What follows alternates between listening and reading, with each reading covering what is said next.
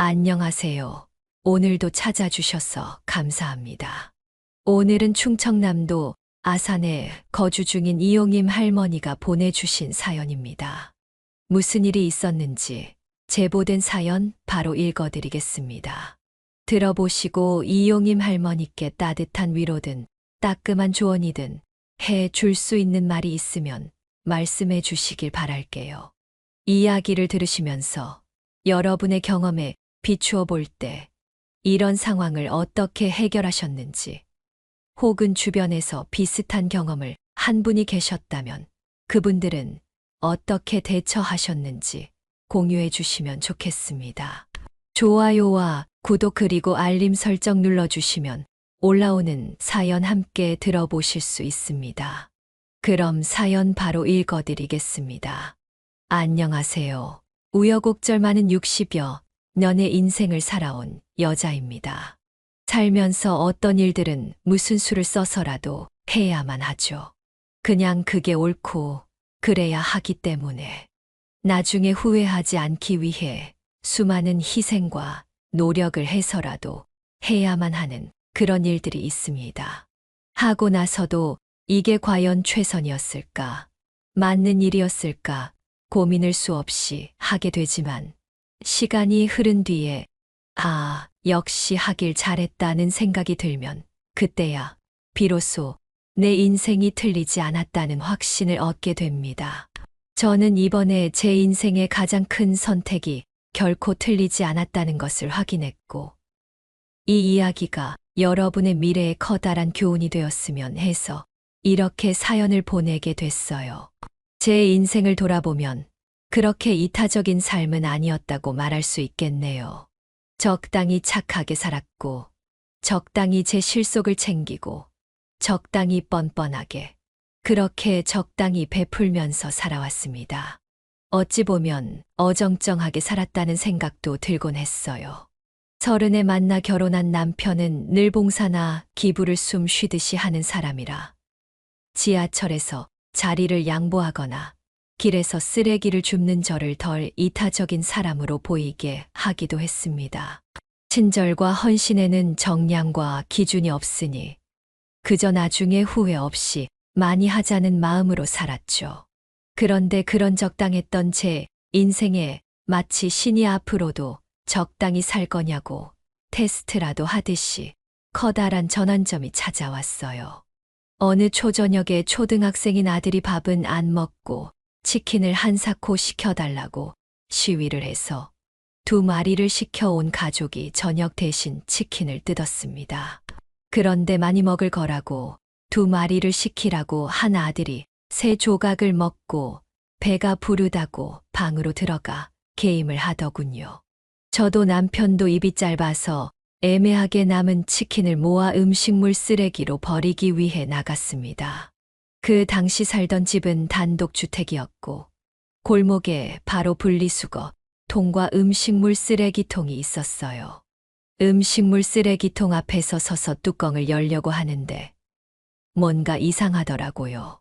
누가 지켜보는 것처럼 얼굴이 간질거려서 옆을 딱 보니 바로 옆 골목 어귀에서 어떤 꼬마 한 명이 저를 빤히 지켜보고 있었습니다. 처음에는 놀라서 헉소리를 낼 뻔했어요. 어둑어둑해진 시간에 어린아이가 저를 그렇게 쳐다보고 있었으니까요. 왜 저렇게 보고 있지 하는 의문이 들었죠. 유치원생 정도로 보이는 남자아였는데 저랑 눈이 마주쳐도 피하지 않고 계속 쳐다보고 있었습니다. 계속 그렇게 대치하고 있을 수 없어서 저는 통을 열어 남은 고기들을 통 안에 넣고 박스는 옆에 분리수거 통에 넣었습니다. 그리고 뒤돌아 집으로 가는데 제 발자국 소리에 맞춰 따박따박 따라오는 소리가 나는 겁니다. 몇 발자국 가다가 조심스럽게 뒤를 돌아봤는데 아까 그 꼬마가 음식물 쓰레기통 앞으로 와서 바닥에 떨어진 치킨 한 조각을 후다닥 주워 입으로 넣는 게 아니겠어요? 제가 버리면서 미쳐 떨어진 걸 몰랐는데 그걸 멀리서 보고 있던 아이가 와서 먹고 있는 거예요. 그게 그 아이와 저희 첫 만남이었네요. 그 광경에 경악하면서도 마치 정말 보면 안 되는 걸 본 것 같은 기분이 들었어요. 가슴이 이상하게 쩌릿하고 울렁거리는 게 저는 본능적으로 다가갔어요. 안녕, 너 이름이 뭐니? 제 인사나 질문에 아이는 미동도 하지 않았죠. 여전히 입에 치킨을 문 채로 커다란 눈만 굴려서 저를 쳐다봤어요. 그런데 가까이에서 자세히 보니 이 아이는 너무 지저분했습니다. 옷도 신발도 눈으로 봐도 눅눅하게 보일 정도였고, 치킨을 꽉 쥐고 있는 손도 까맣게 타 있었어요. 집은 어디야? 배고프니? 여전히 그 아이는 대답이 없었어요. 제 질문이 많아질수록 뭔가 더 경계하는 것처럼 보이기도 했어요. 저는 일단 아이 눈높이에 맞게 쪼그려 앉아 아이에게 다시 말을 걸었습니다. 배고프면 뭐 먹을래? 아줌마 집은 저기 저 집이야. 대문 보이지? 많이 고프면 가서 밥 먹자. 아줌마가 맛있는 밥 해줄게. 그 치킨보다 더 맛있을 거야. 괜찮아. 걱정 마. 다 먹고 아줌마가 집에 데려다 줄게. 저는 마치 외국인에게 우리말을 하는 것처럼 또박또박하게 말을 했고, 크게 율동까지 했어요. 아이는 한참을 저희 원맨쇼를 지켜보다가 마지막에 제가 내민 손을 잡았습니다. 저는 아이를 저희 집으로 데려갔습니다. 음식물 쓰레기 버리러 간 사람이 웬 꼬마 아이와 손잡고 들어왔으니 저희 남편은 이게 대체 무슨 상황이냐고 당황해했죠. 뭐야? 누구야? 여기 앞에서 만났어. 근처에서 사는가 봐. 쓰레기통 앞에서 뭐 주워 먹을 거 있나 보고 있더라고. 일단 알겠어. 근데 씻기는 것부터 해야겠는데. 남편이 아이를 씻기고 깨끗한 옷으로 갈아입히면서 아이의 이름이 김용하고 나이는 저희 아들과 똑같은 9살이라는 걸 알았습니다. 9살? 우리 아들이랑 동갑이라고. 전혀 그렇게 안 보여. 난 유치원생인 줄 알았지. 내 생각에는 못 먹어서 몸집이 왜소한 것 같아. 아까 씻기면서 보니까 너무 말랐더라. 보면서 나도 모르게 한숨이 나오더라니까. 근데 얘가 참 착하고 순해. 남편의 말을 듣고 저는 아이가 입고 있던 옷을 세탁기에 돌리고 바로 밥을 준비했습니다. 아이는 산처럼 쌓인 고봉밥을 2그릇이나 먹었네요. 너무 급하게 먹길래 저와 남편은 천천히 먹으라고 밥솥에 있는 밥 다 먹어도 되니까 골고루 먹고 싶은 만큼 다 먹으라고 했습니다. 그리고 나이에 대해서 물어봤습니다. 저와 남편은 둘 다 난처한 얼굴로 서로 눈을 마주쳤습니다. 들어보니 아빠는 돌아가시고 엄마는 집을 나간 것 같은데 같이 살게 된 할머니까지 집에 없다는 말에 순간적으로 경찰이나 기관에 연락을 해야 하나 싶었죠. 일단은 아이의 집부터 가서 상황을 한번 봐야 할 것 같아서 저는 아이와 손을 잡고 그 집으로 갔습니다. 당시 저희 동네에는 재개발 단지가 있었는데 거의 대부분의 집이 비워져 있었고 일부만 남아 살고 있었거든요. 아이의 집도 그런 경우였죠. 아이의 손에 이끌려간 집은 상상보다 상태가 더 나빴습니다. 전기나 가스가 들어오지 않았고 아이는 너무 자연스럽게 작은 현관 앞에 있는 커다란 손전등을 켜서 집 안으로 들어갔어요. 한여름인데도 축축하고 선선한 공기가 집 안 전체에 돌아서 등에 소름이 돋을 정도였네요. 정말 집은 며칠 동안 아이 혼자 있던 게 분명했어요. 냉장고는 텅 비어 있었고 생활감이라고는 찾아볼 수 없었기 때문이었죠. 상황을 다 보고 나서 이 집에 아이를 혼자 두고 나오는 건 아무래도 안 될 것 같아서 근처에 놓여진 고지서 봉투의 다음과 같이 썼습니다. 용화가 혼자 있는 게 위험할 것 같아서 저희 집에서 잠시만 데리고 있겠습니다. 집에 돌아오시면 연락 주세요. 그리고 제 전화번호와 집 주소를 적고 용화와 함께 그 집에서 나왔어요. 아이와 더 대화를 나눈 후에 아이의 할머니께서 근처에서 폐지를 줍는 일을 한다는 걸 알게 되었어요. 그래서 그날은 아이를 저희 집에서 재우고 다음 날 동네 주민센터에 가서 아이 집 주소지에 있는 보호자 이름과 혹시 할머니가 어디 갔는지 아는 사람이 있는지 조사하기 시작했어요.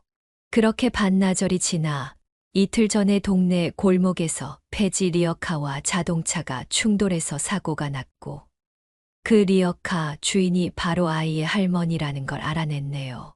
할머니께서 가까운 병원에 입원한 상태라는 걸 알고 바로 용화를 데리고 그 병원으로 찾아갔어요.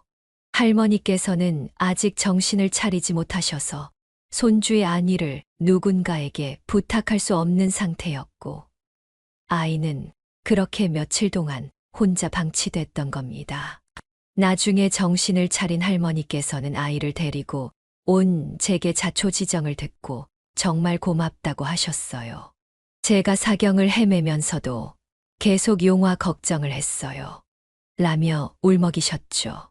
그런데 아이가 할머니를 다시 찾아서 다행인 것과는 별개로 할머니께서는 교통사고로 엉덩이, 골절을 크게 다쳐서 더 이상 폐지를 줍는 일을 못하실 것 같다고 의사가 말하더군요. 할머니께서는 그 말을 듣고 크게 좌절하셨지요. 하루 벌어 하루 사는 집에서 그 수입이 끊기게 됐으니 아마 눈앞이 깜깜하셨을 겁니다. 할머니께서 일을 못하신다는 말을 병원에서 듣고 생각이 많아지더라고요. 몸이 나으신다고 해도 당장은 할머니께서 받으신 사고 합의금으로 어떻게든 살 수 있겠지만 아직 9살인 손주를 혼자서 키운다고 생각하면 그 합의금이 충분하지 않았으니까요. 저는 남편과 긴 대화를 나눴습니다.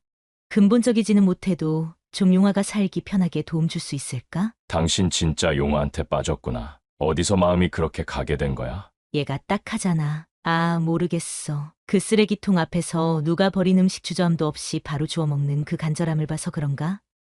용화만 보면 괜히 가슴이 짠해. 게다가 우리 공길이랑 동갑이잖아. 용화를 보면 공길이 생각도 나고, 공길이는 따뜻한 집에서 사는데 그 어린 게 뭘 잘못한 것도 아닌데 그렇게 순하고 착한 애가 선택권도 없이 그저 그 상황에 적응하는 수밖에 없지 않나. 그게 서글프기도 하고. 그럼 작게나마 후원이라도 할까? 우리가 후원자가 돼서 용화가 학교 다니면서 필요한 일정한 금액을 지원하는 거야. 성인이 되기 전까지 기본적으로 필요한 교육비 같은 거. 저와 남편은 상해 후에 아이의 할머니에게 말씀드렸어요. 할머니께서 허락하신다면 아이가 성인이 되기 전까지 후원자가 돼서 기본적인 지원을 하고 싶다고 말이죠. 할머니께서는 급작스러운 제안에 놀라시기도 했고 그냥 뭐라 말을 잊지 못하시더라고요. 저희는 그냥 용화를 돕고 싶다고 말씀드렸어요. 그렇게 쓰레기통 앞에서 시작된 아이와 저희 가족의 인연이 후원이라는 형태로 변했습니다. 아이의 후원을 시작하면서 저와 남편이 또 신경을 쓰게 된 게 있는데 바로 아들이 부모님이 동갑인 아이를 챙긴다는 걸 서운해하지 않게 하는 것이었어요. 그래서 아들에게도 그 전보다 더 섬세한 관심을 쏟았습니다. 그 후에 할머니께서는 회복하셨고 아이는 다시 할머니가 계시는 집으로 돌아갔습니다. 그리고 다시 학교에 다니기 시작했어요. 저와 남편이 마련한 새 책가방을 메고 새 신발을 신고 새 옷을 입고 새 필기용품을 들고 말이죠. 남편과 저는 일단 아이가 학교 다니면서 사용할 물건들과 옷을 새로 채워주는 것부터 시작했습니다. 정말 기본적인 것도 없는 게 많아서 그것부터 채워줬네요. 용화는 말로 감정을 전하는 걸 어려워했지만 전혀 표현하지 않는 것도 아니었어요. 처음에는 저와 남편이 후원용품을 보내거나 직접 주고 나서 다음 날 대문 안으로 편지가 하나씩 들어오더군요. 직접 두고 간 건지 대문 틈으로 넣은 것 같았습니다. 바로 아이가 보낸 편지였어요. 깨끗한 글씨로 저희에게 감사의 인사를 하는 내용이 적혀 있었죠. 신발을 사주셔서 감사합니다. 오늘 그 신발 신고 축구를 했어요. 아줌마가 사주신 노트로 공부를 해서 오늘 본 받아쓰기 100점 받았어요. 같은 말이 일기 같은 내용이 적혀 있었고 저는 그 편지를 고이 간직했습니다. 어린아이에게 감사를 받기 위한 일이 아니라 어른으로서 그저 할 수 있는 일을 한 것뿐인데 아이의 인사는 제 마음을 따뜻하고 벅차오르게 만들었습니다. 또 한편으로는 그 얄팍한 마음에 부끄러움을 느끼게 만들기도 했어요. 아이의 기본적인 생활을 돕는 것에는 병원 진료도 포함됐습니다. 할머니께서 아이를 데리고 다니며 검진을 받게 할 수 없으니 제가 제 아들과 함께 데리고 다니며 기본적인 알러지 검사와 건강검진, 예방접종을 받게 했죠. 어머, 용화는 견과류 알러지가 있네. 견과류 알러지가 뭐예요? 견과류는 땅콩이나 호두 같은 걸 말하는 건데 그 알러지가 있는 사람은 견과류를 먹으면 안 돼. 먹으면 몸에 두드러기가 나고 심하면 목까지 무리가 가서 숨 쉬기도 어려워. 헐. 김용아, 너 땅콩 들어간 초콜릿도 못 먹겠네. 짱 불쌍하다. 불쌍할 게 뭐 있어. 그거 말고도 세상에 맛있는 게 많은데. 용화야, 학교에서 먹는 거 조심해야 돼. 알았지? 담임 선생님께는 아줌마가 연락할 테니까. 아이는 마땅히 받아야 할 관심과 보살핌을 받으며 무럭무럭 자랐습니다. 그 관심의 보답이라도 하듯 2학년에 올라가고 3학년에 올라가고 4학년으로 올라가면서 늘 반에서 반장을 했고 성적도 나날이 늘었어요. 학원은 보내지 않았는데도 원래 머리가 좋은 건지 아니면 그만큼 노력을 하는 건지 성적이 우수해서 선생님들마다 후원자인 저를 만나면 아이 칭찬을 그렇게 하셨네요. 혹시 얘가 도움을 받는다는 생각에 무리를 하는 건 아닐까 해서 종종 만나서 외식을 할 때마다 제가 공부를 좀 쉬엄쉬엄 하고 밖에서 더 뛰어놀라 해도 아이는 그냥 수줍게 웃기만 하더라고요. 이제 좀 구김살 없이 그 나이대에 맞게 해맑게 살 수 있을 것 같았는데 아이가 초등학교 5학년 2학기로 올라갈 때쯤 할머니께서 돌아가시고 아이는 다시 어린 나이에 큰 이별을 겪게 됐습니다.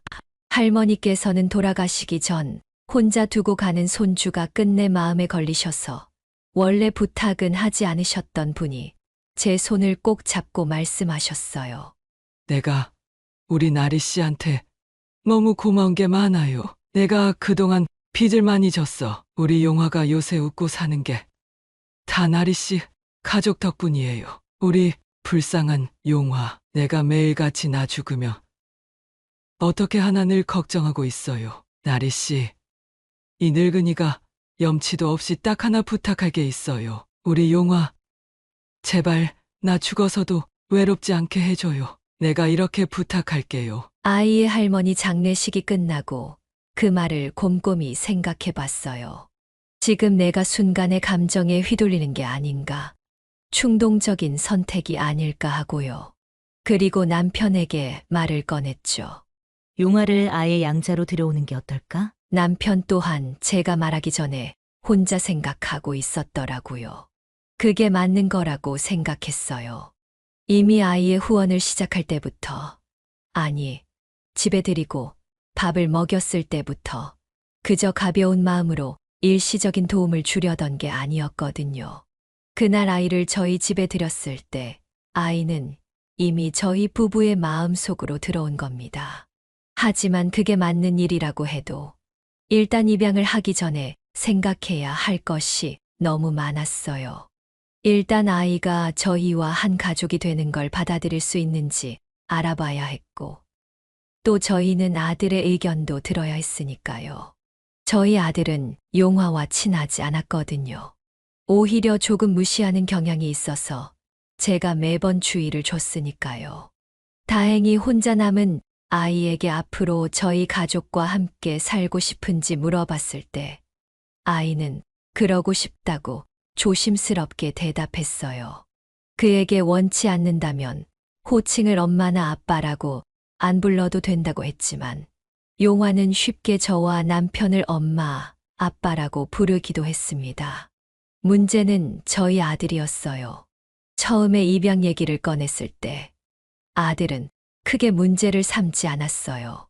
제가 아이가 이제 가족으로 들어올 건데 괜찮겠냐, 네 생각은 어떠냐고 물었을 때 그냥 어깨를 으쓱하며 모른다고 알아서 하라고 했던 게 전부였거든요. 생일로 치면 아이가 아들보다 생일이 좀 빠르긴 했지만 제가 괜히 형, 동생까지 할 것 없이 그냥 서로 이름으로 부르고 친구처럼 지내라고 했거든요. 그런데 아들은 종종 용화를 굴러들어온 돌이라고 하며 돌멩이라고 불렀습니다. 남편은 그 말을 들을 때마다 무섭게 아들을 혼냈어요. 남편과 저 둘 다 갑작스레 새 식구가 그것도 같은 나이에 두 아이가 형제가 되어 혼란스럽고 불만 있는 아들의 마음을 이해했어요. 아들에게 네가 아직 마음의 준비가 안 됐다면 용화를 가족으로 생각 안 해도 된다. 천천히 받아들이기 위해서 다 같이 노력해 보자고 했고요. 아이에게도 아들이 아직 마음의 준비가 안 된 것 같으니 시간을 길게 잡고 천천히 가까워지자고 말했습니다. 아이는 그 때문에 집에서 더 눈치를 보게 됐지만 아들은 더 아나무인이 되는 것 같았습니다.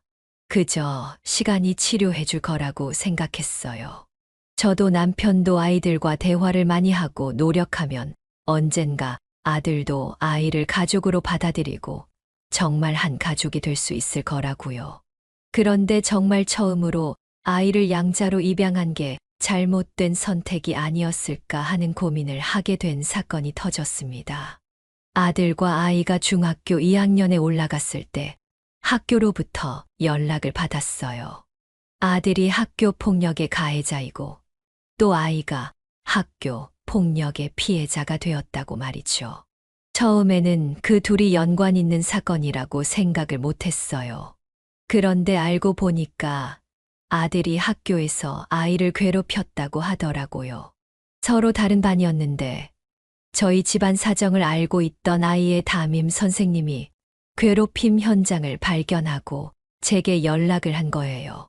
공길이가 용화한테 억지로 이걸 먹이고 있더라고요. 제가 알기로는 용화가 알러지가 있는 걸로 알고 있는데 공길이는 장난이었다고 하고 용화도 안 먹고 뱉어서 괜찮다고 하는데 어머니께서 좀 알고 계셔야 할 것 같아서요. 담임 선생님이 제게 내민 건 땅콩이 들어간 초콜릿이었어요.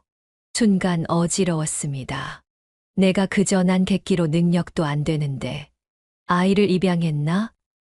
나와 남편의 선택 때문에 아들은 부모님의 관심을 나눠 가져야 하는 아이를 미워하게 됐고 또 그 아이는 그 미움을 받게 된 건 아닌가 하는 생각이 들어서 마음이 참 무거웠어요. 아들의 행동이 악질적이었지만 그 행동의 기저에는 부모의 일방적인 선택에 대한 불만이 표출된 건 아닌가 싶었죠. 하지만 분명히 훈육이 필요한 사건이었습니다. 공길아, 용화를 왜 그렇게 미워해? 용화가 그거 먹었으면 어떻게 할 뻔했어? 장난이라고. 장난도 못해?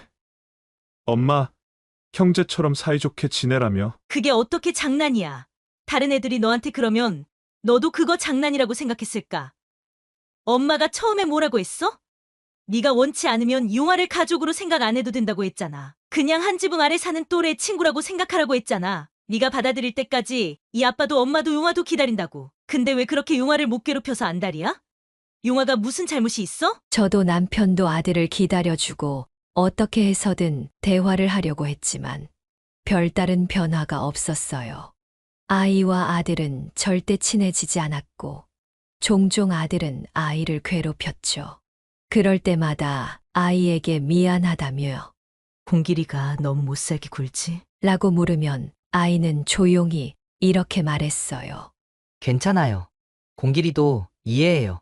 갑자기 같은 아들이라고 제가 온 건데 미울 수도 있죠. 그냥 이 문제로 엄마랑 아빠가 저 데려온 걸 후회만 안 하셨으면 좋겠어요. 그 말을 들은 후로는 아이와 아들 사이에 갈등이 생길 때마다 저와 남편의 선택을 의심하지 않았습니다. 아이를 정말 아들로 받아들인 이상 괜히 문제가 생길 때마다 의심하고 후회한다면 진짜 아이를 온전히 가족으로 생각하지 않는 거니까요. 아직 어린 애가 그런 걱정을 하고 있다는 걸 안 후로는 저도 남편도 마음을 굳게 먹었습니다. 애들이 고등학교에 진학할 때는 서로 다른 고등학교를 지망해서 갔습니다. 학교라도 따로 다니면 부딪힐 일도 없으니 더 낫지 않을까 했죠. 그런데 시간이 갈수록 공길이가 저와 남편의 죄책감을 이용하는 것 같았어요.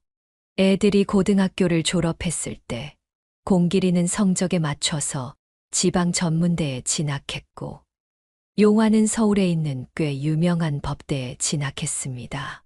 공길이는 원래 공부에 취미가 없어서 저도 남편도 그 애가 싫어하는 공부를 시키지 말고 다른 하고 싶은 일이 있으면 그 기술을 배워서 살기 바랐거든요. 용화는 학교 성적이 늘 좋아서 원하는 대로 공부를 시켰고요. 그런데 애들이 대학에 들어간 지 아직 1학기도 지나지 않았을 때 공길이는 돌연 학교를 자퇴하더니 군대에 들어가겠다고 했습니다. 저도 남편도 놀랐지만 공길이가 아무래도 본인의 길이 아닌 것 같다고 군대 갔다 오고 나서 진로를 다시 정하겠다고 해서 그러라고 했죠.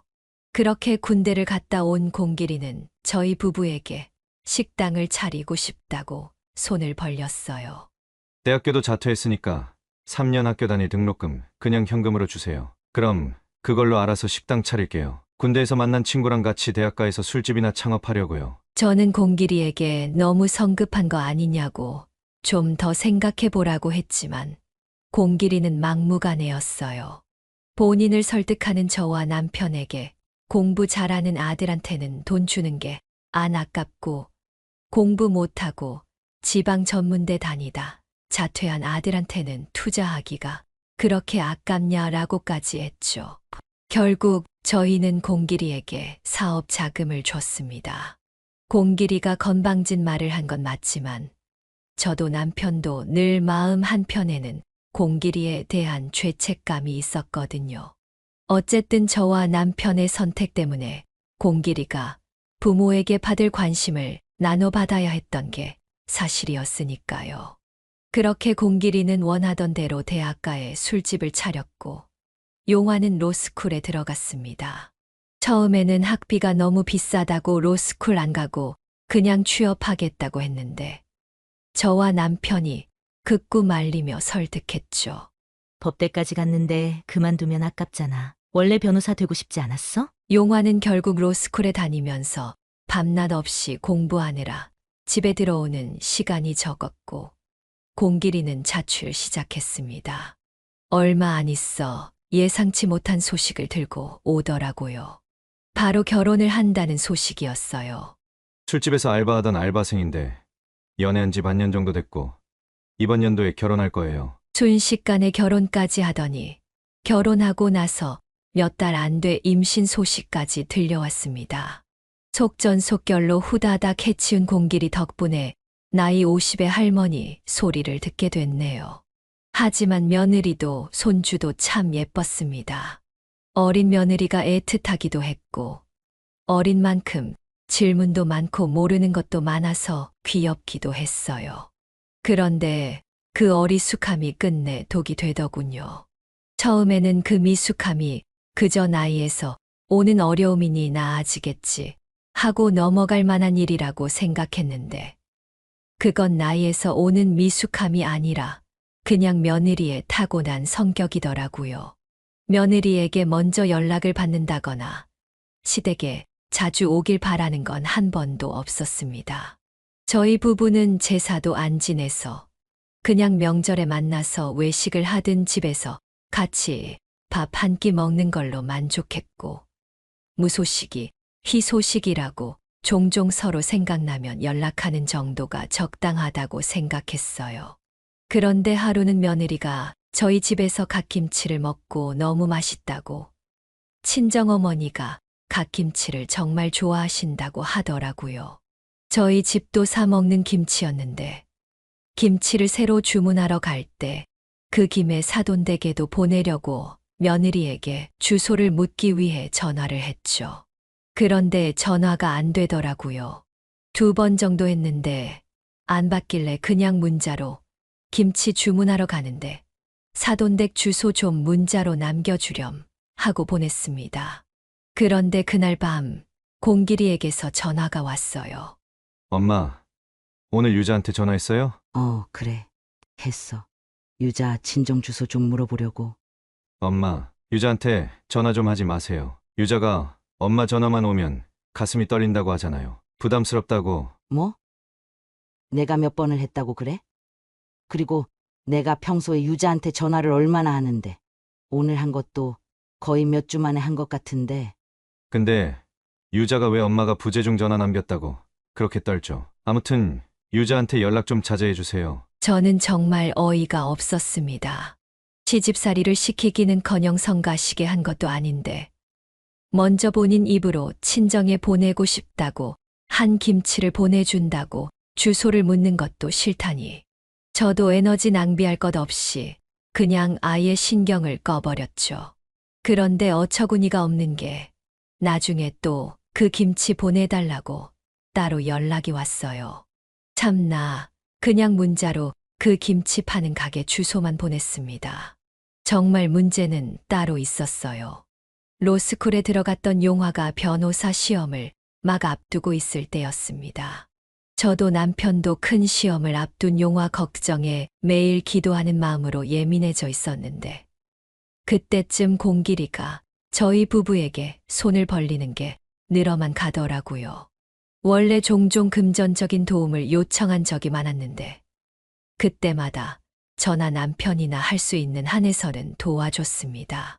공길이에게는 가정이 있고 또 어린 손주가 있으니 장사가 잘 안 되는 날이 있구나 하고 안쓰러운 마음에서였죠. 그런데 그게 점점 선을 넘는 거예요. 나중에 그 돈이 모두 며느리 허영심을 채우기 위해 쓰였다는 걸 알게 됐을 때 정말 뒤로 넘어갈 뻔했네요. 휴대폰 문자 메신저에 보면 원하는 사진으로 프로필을 만들 수 있는 거 아시죠? 그런데 그 사진이 며칠 전부터 명품 가방 사진으로 바뀌어 있더라고요. 그냥 가방 사진이면 그러려니 하는데 그걸 들고 있는 사람이 며느리인 겁니다. 아니, 남편은 매달 집에 와서 돈을 받아가는데 며느리는 한두 개도 아닌 4-5개씩 명품 가방을 들고 다니더니 하루는 손주를 잠깐 저한테 맡긴다고 왔었거든요. 그때 타고 온 차를 보니 새로 뽑은 것 같은데 외제차더라고요. 그 후에 또 공길이가 돈 달라고 와서 이번에는 그냥 아무것도 안 주고 보냈습니다. 네 아내한테 외제차나 명품 가방 사주려고 돈 받으러 오는 거면 그냥 가라고 했죠. 사치스러운 생활을 유지하기 위해 돈을 가져간 거라면 저희가 도움을 줄 필요가 없는 거죠. 공길이에게는 더 이상 손 벌리지 말고 둘이 알아서 벌어서 살라고 하고 보냈습니다. 공길이는 어떻게 이럴 수 있냐고, 지금 힘든 거 안 보이냐고 부득부득 소리를 질렀지만 이미 마음이 돌아선 저희 부부에게는 통하지 않았죠. 그런데 그 후에 공길이가 어떻게 나온 줄 아세요? 술에 만취해서 집에 전화를 하더니 이러는 겁니다. 하나뿐인 아들 도와주는 게 그렇게 힘들어요? 아, 아닌가? 아들이 하나가 아니라서 안 도와주는 건가? 장래의 변호사 될 아들이 있어서. 술 먹었으면 그냥 자라. 후회할 짓 하지 말고. 잠깐만. 엄마 유자가 뭐라고 하는 줄 아세요?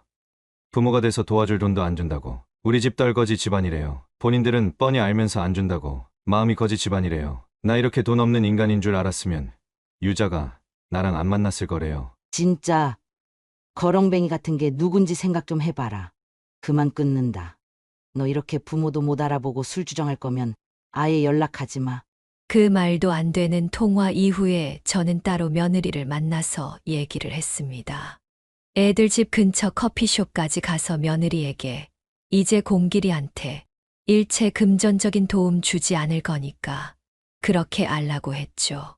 원하는 대로 살고 싶으면 남편 앞세워서 구걸하게 하지 말고 차라리 일을 하라고 했어요. 며느리는 아무 말도 안 하고 분한지 눈만 내리깔고 있더라고요.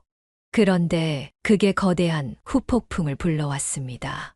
그날 밤에 술에 잔뜩 취한 공길이가 집에 왔어요. 용화는 시험이 얼마 남지 않았기 때문에 늦게까지 공부를 하고 들어와서 집에 없었고 저와 남편만 있었거든요. 뭔가 잔뜩 성이 나서 들어온 공길이는 갑자기 정말 짐승처럼 소리를 지르면서 온 집안을 휘젓고 다녔습니다. 공길아, 너 뭐 하는 짓이야? 몰라서 물어요?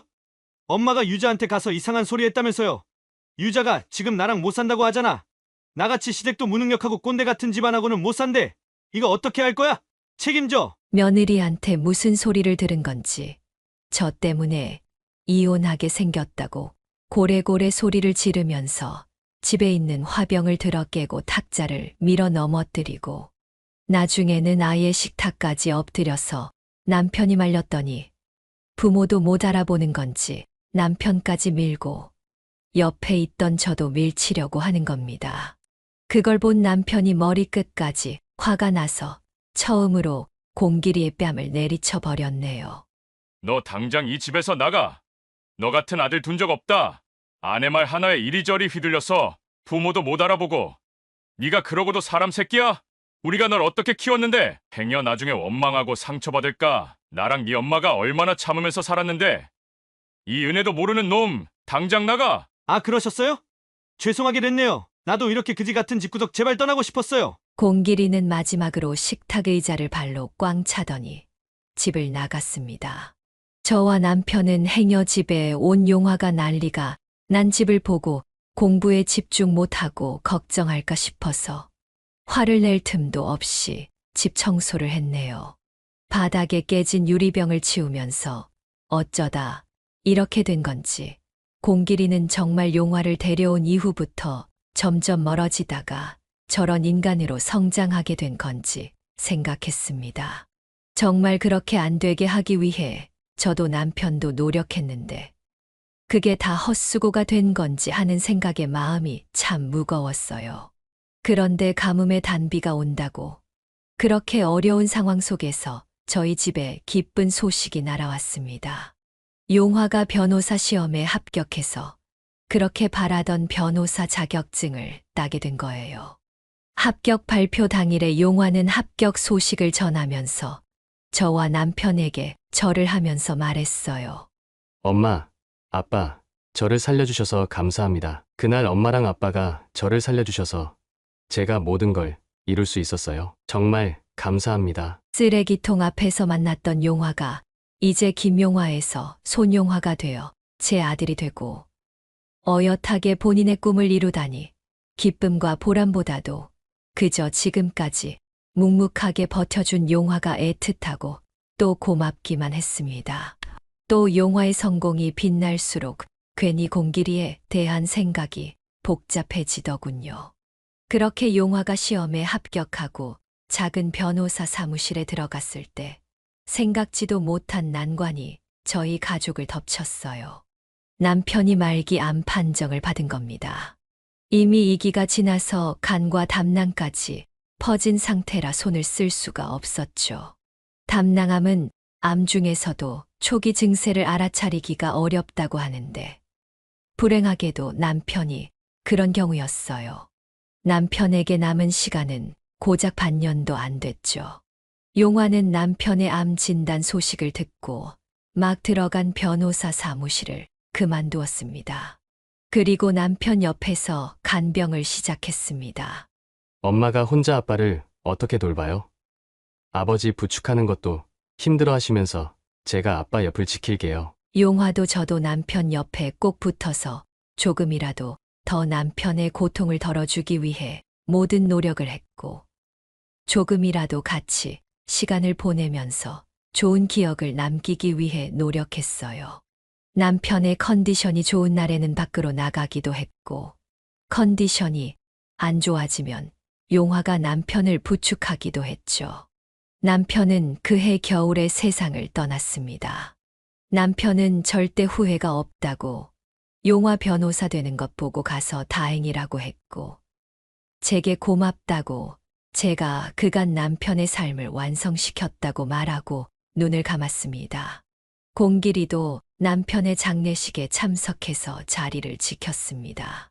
마지막에 실망스러운 모습만 보인 게 생각나는지 후회하는 게 많은 복잡한 표정으로 말이죠. 그런데 그 표정이 복잡한 게 아니었어요. 곰길이는 그때부터 계산을 하고 있었는지도 모릅니다. 장례식 후에 집에서 남편의 물건을 정리하면서 곰길이에게 따로 아버지, 물건 중에서 갖고 싶은 거 있으면 와서 가져가라고 문자를 남겼거든요. 그 문자를 받고 집에 온 공길이가 바란 건 생전 남편이 읽던 책이나 분신처럼 가지고 다니던 안경, 쓰던 로션, 냄새가 짙게 밴 손수건도 아니었어요. 아빠 재산이랑 보험금 나온 거 김용화 그 자식한테도 줄 거예요? 아니죠? 무슨 소린가 했습니다. 아직 생전 작게 무역회사에서 재산을 모은 남편의 돈을 어떻게 할지 생각도 안 하고 있었는데 공길이가 찾아온 이유는 바로 그 재산을 용화에게 조금이라도 갈까봐 무서워서 찾아온 거였어요. 김용화가 아니라 손용화야. 그리고 아직 생각도 안 하고 있었어. 아직 내가 살아있는데 왜 벌써 재산을 나눠줘?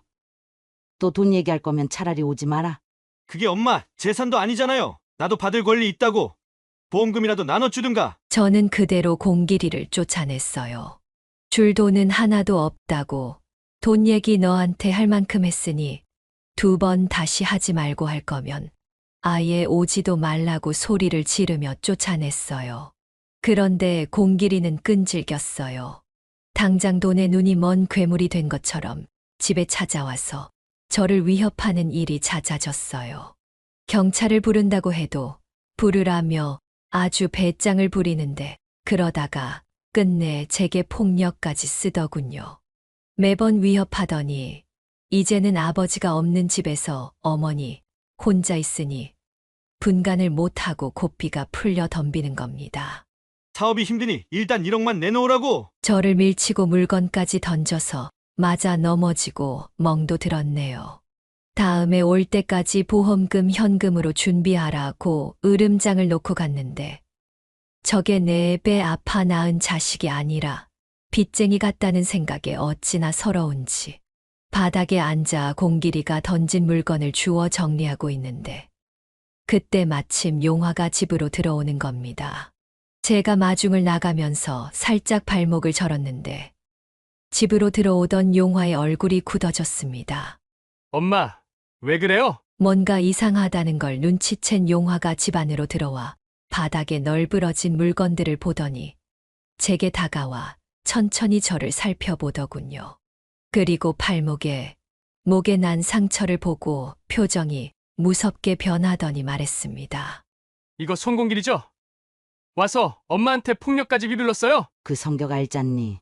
또 지 성질 부리면서 그런 거지 뭐. 엄마, 고소해요. 가정폭력으로 고소해서 더는 엄마한테 못 오게 하자고요. 뭐 고소를?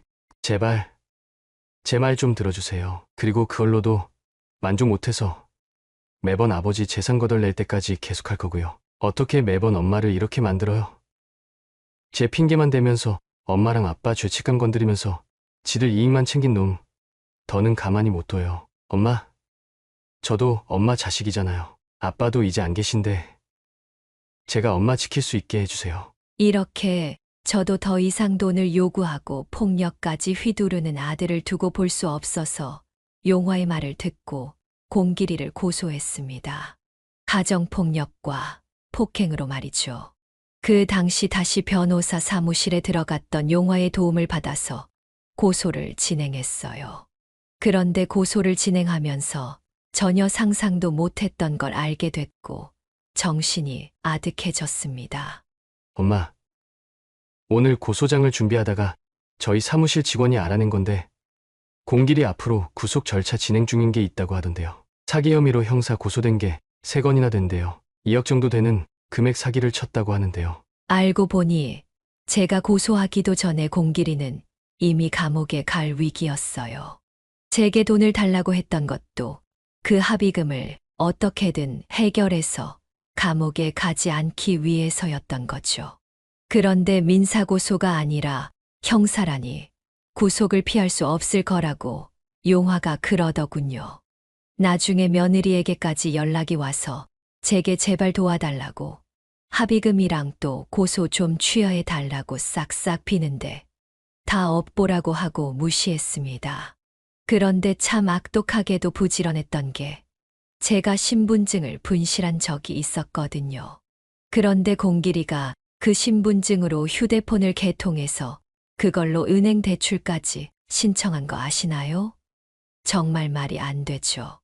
어느 날 갑자기 은행에서 대출 신청된 거 물어볼 게 있다고 연락이 와서 뭐지 했는데 다 공길이가 한 짓이었습니다. 앞으로도 뒤로도 제게 돈을 어떻게 해서든 가져가려고 했던 거죠. 다행히 용화가 은행에 연락해서 해결했고 명의도용까지 더해져서 고소를 했습니다. 끝내 제 아들 공길이는 죄값을 받기 위해 감옥에 들어가서 형을 살게 됐어요. 형량이 확정되고 나서 그런 생각이 들더군요. 제가 공길이를 이렇게 만들었나 하고요. 다른 부모들도 다 마찬가지 생각일 겁니다. 자식이 잘못을 하면 부모인 제 행동을 돌아보게 되죠. 그런데 그 죄책감도 다 부질없는 것 같아요. 정말 안 한 게 없었거든요. 공길이가 자라온 환경에서 혹시나 용화의 입양 문제가 나쁜 영향을 미치지 않도록 말이죠. 근데 부모인 저나 남편이 무슨 짓을 해도 바뀌지 않았으니 받아들이는 자식에게도 책임이 있는 거겠죠.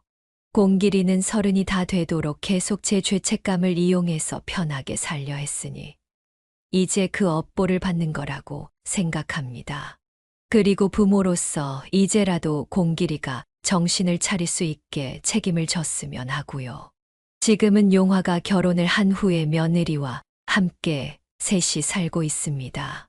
처음 결혼한다고 같은 사무실에서 일하는 아가씨를 데리고 왔을 때 이제 정말 부모로서 내 역할은 거의 끝났구나 했거든요. 그런데 갑자기 며느리 될 사람이 용화와 먼저 상의했는지 저를 모시고 살겠다는 말을 꺼냈을 때는 놀랍고 또 고마웠어요. 처음에는 거절했습니다. 그런데 용화가 아니라 며느리가 얘기를 꺼내더군요. 용화 씨한테 지금까지 어떻게 살아왔는지, 또 어떤 부모님 아래서 자랐는지 다 들었어요. 아마 어머님이 안 계셨더라면 저도 용화 씨도 아예 만나지도 못했겠죠. 진짜 같은 인간으로서 어머님이 존경스럽고, 또 지금까지 용화 씨를 키워오시면서 마음고생도 많이 하셨을 거예요. 저는 용화 씨가 저랑 결혼을 하고 같이 살면서 어머님에게 받은 은혜를 다 갚았으면 좋겠어요. 용화 씨도 그래야 마음이 편할 거고 어머님께서도 받으실 만하니까요. 저는 어머님께서 부담스러워하지 마시고 우리 다 같이 살았으면 좋겠어요. 그 마음이 너무 예쁘고 또 감격스러워서 떠밀리듯이 아들네 부부와 같이 살고 있습니다. 요즘도 공길이가 사고를 치고 고생을 시킬 때마다 용화의 입양이 과연 모두에게 옳은 일이었나 하고 고민했던 걸 후회하고 있습니다. 모든 사람을 만족시키는 선택은 세상에 없죠. 모두 같이 사는 입장에서 타협하고 양보하고 어떻게 해서든 접점을 맞춰가기 위해 노력을 해야 합니다. 그 과정에서 계속해서 불만만 가지고 본인의 실패를 정당화하는 게 문제인 거지. 애초에 선택 자체가 문제인 건 아니니까요. 지금은 그저 그날 음식물 쓰레기통 앞에서 작고 마른 아이를 만났던 게 제 인생에 있어서 제일 큰 행운인 것 같습니다. 다음으로 잘한 일은 아마 남편을 만났던 거겠죠.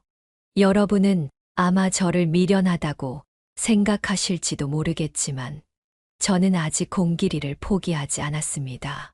그렇다고 먼저 다가가지는 않아요. 그냥 기다릴 겁니다.